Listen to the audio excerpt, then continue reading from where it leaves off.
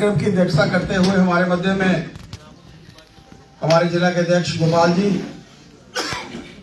हमारे इस क्षेत्र के प्रभारी पार्टी के सीनियर लीडर मनीष शर्मा जी, हमारे दोनों विधायक राजीव जसरोटिया जी, भागभूषण जी, डीडीसी हमारे वाइस चेयरमैन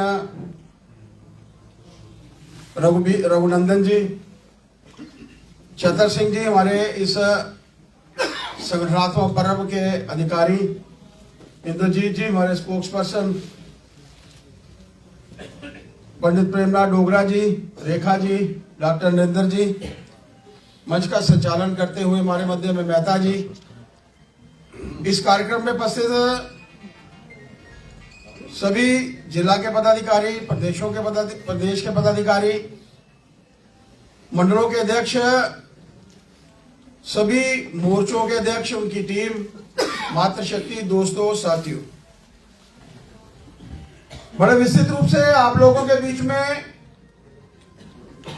गोपाल महाजन जी ने कुछ विषयों को लेकर चर्चा रखी और इस विषय को आप लोगों के माध्यम से पूरा होना है, इस विषय को भी विचार करना है।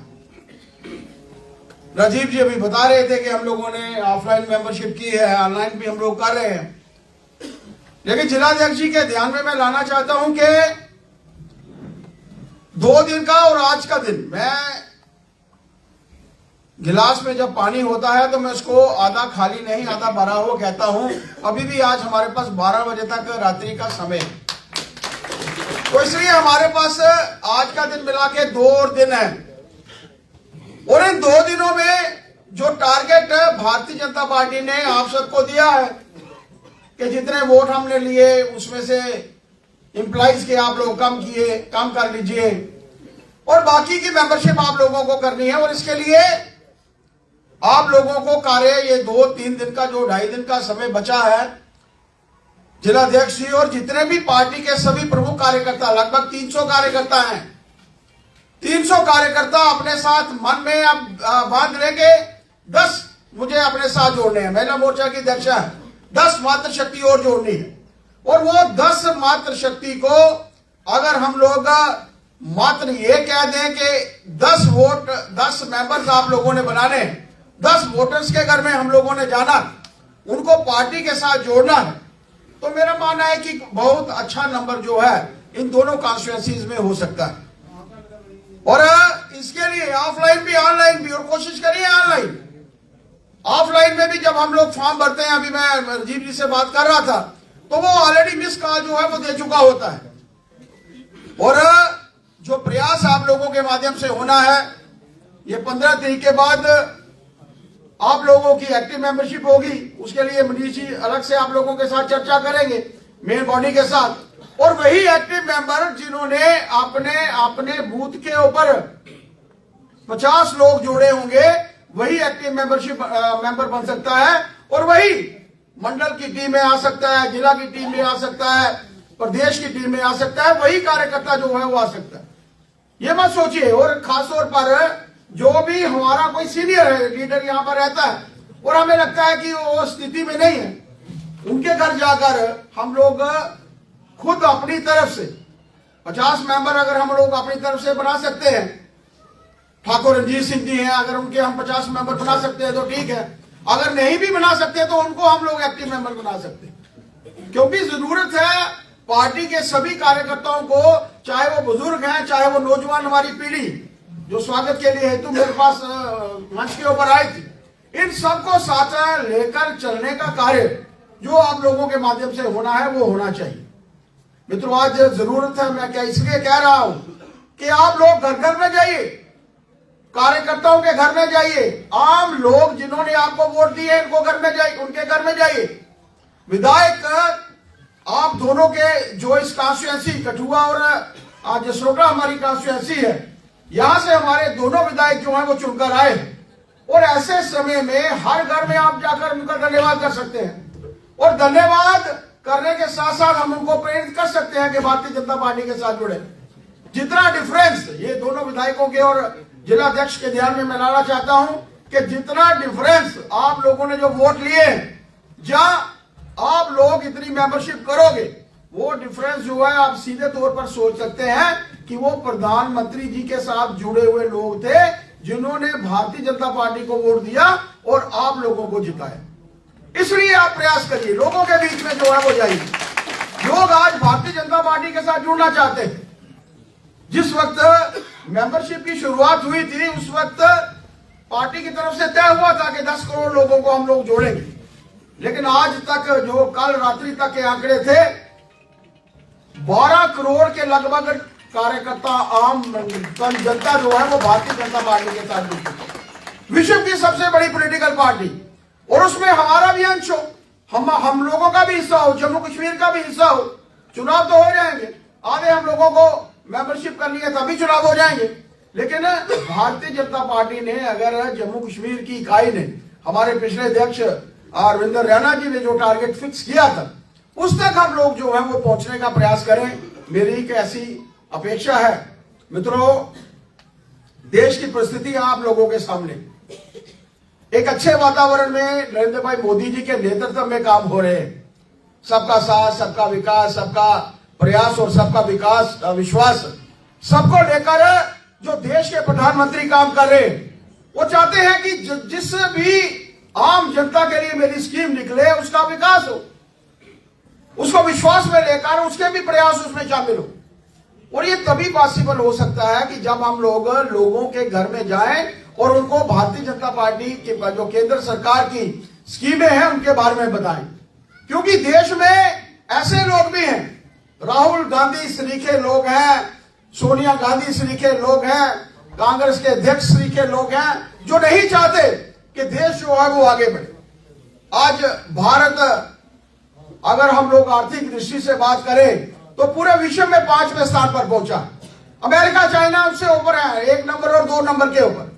और जब देश के प्रधानमंत्री कहते हैं कि 2027 में भारत तीसरी बड़ी अर्थव्यवस्था बनेगा, और 2047 में जब वो बात करते हैं कि मेरा भारत जो है वो सर्वप्रथम होगा, विकसित देशों की श्रेणी में पहले होगा, तो क्या आप लोग सोच सकते हैं कि चाइना का भी चाहेगा? क्या भी आप सोच सकते हैं कि अमेरिका का भी चाहेगा? जॉर्ज सोरोस जैसे हंगरी में पैदा हुआ लेकिन अमेरिका में पला एक बिलियनियर सिर्फ इस विषय को लेकर लगा है कि किस तरीके से मैं देश के प्रधानमंत्री की छवि जो है उसको धूमिल करूं। उसी के लिए उनके माध्यम से प्रयास हो रहे हैं, कभी अडानी के साथ जोड़कर, कभी अडानी की को बैंकरप्ट करने की कोशिश के माध्यम से। आज मित्रों, जरूरत मैं इसलिए आप लोगों को कह रहा हूं कि भारत अगर आज यहां पर पहुंचा है तो भारत में रहने वाले लोगों के कारण पहुंचा है। भारत अमेरिका के कारण आज विश्व की 5वीं बड़ी अर्थव्यवस्था नहीं बना। भारत ने कोरोना में बता दिया कि कोरोना में अमेरिका भी उनसे पीछे था।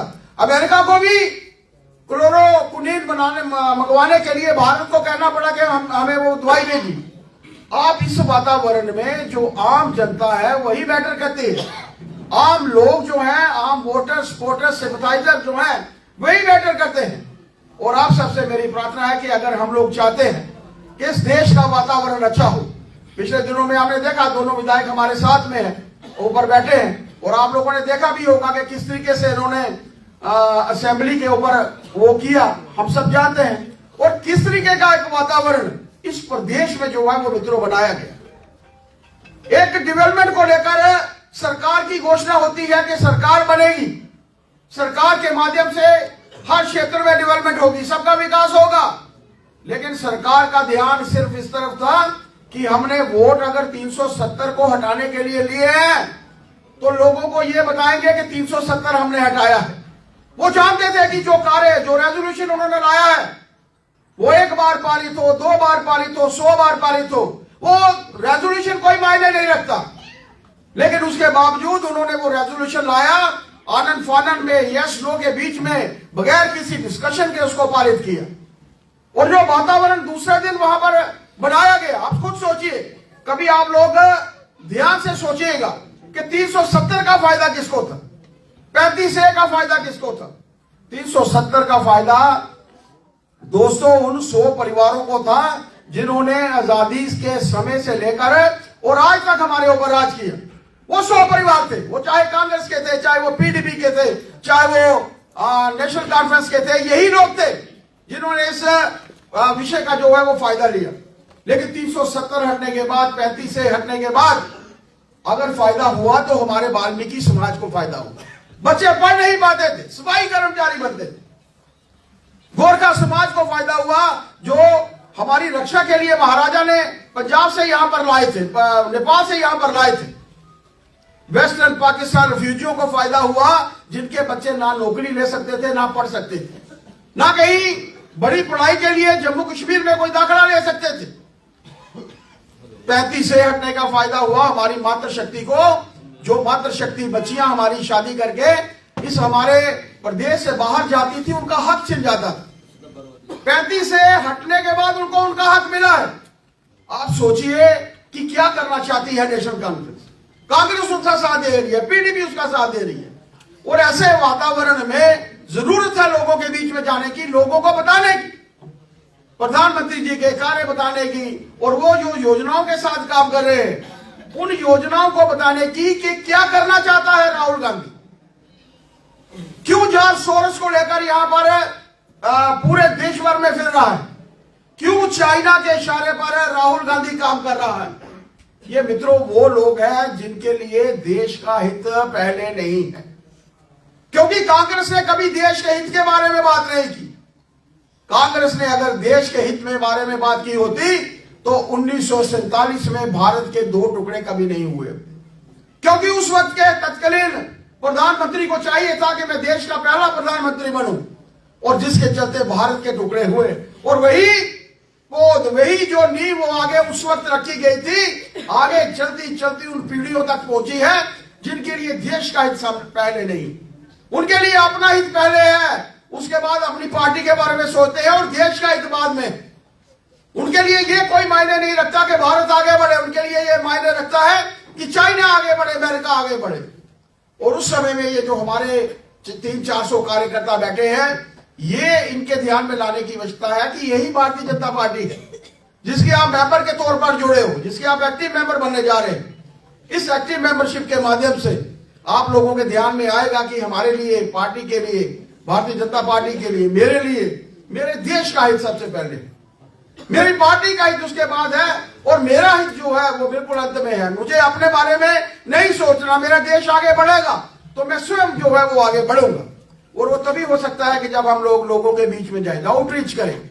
हमारे विधायक भी आउटरीच करेंगे, और हम लोगों ने अपने विधायकों को बताया है कि बड़े कार्य वही करने हैं जो लोगों के हित में है।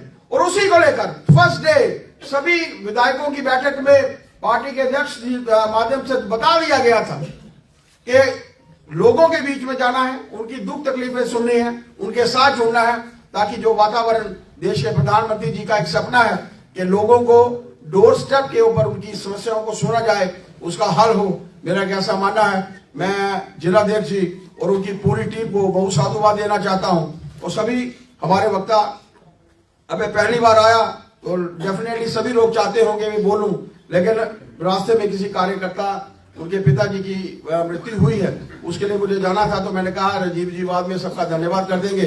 तो मैं आप सबसे भी माफी मांगता हूं और साधुवाद देना चाहता हूं कि बहुत अच्छा कार्यक्रम, बहुत करीब जो भारतीय जनता पार्टी की हमारे प्रमुख कार्यकर्ता आज यहाँ पर एकत्रित हुए हैं, बहुत अच्छा लगा। पुराने चेहरे, पीछे शिशु जी बैठे हुए हैं, हमारे मंडलों के अध्यक्ष बैठे हुए हैं, हमारे डीडीसी मेंबर, सभी मोर्चों के अध्यक्ष, इन सबको भी मैं बहुत साधुवाद देना चाहता हूं। आपके माध्यम से पार्टी का विकास होगा, पार्टी जब आगे बढ़ेगी तो हमारा देश भी जो है वो ऑटोमेटिक आगे होगा, और हम देश को सर्वप्रथम मानकर कार्य करें। ऐसी प्रेरणा के साथ आप सबको साधुवाद। जय भारत, जय।